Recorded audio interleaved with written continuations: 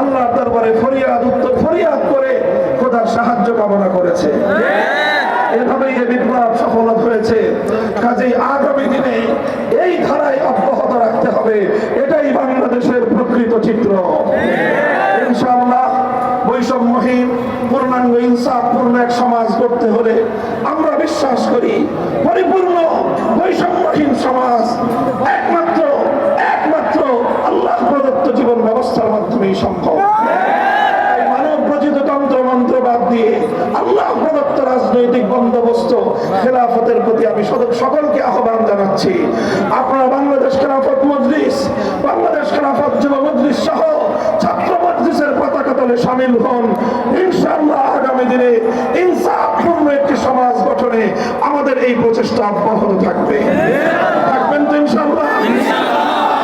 রব্বুল আলামিন আপনাদেরকে কবুল করুন।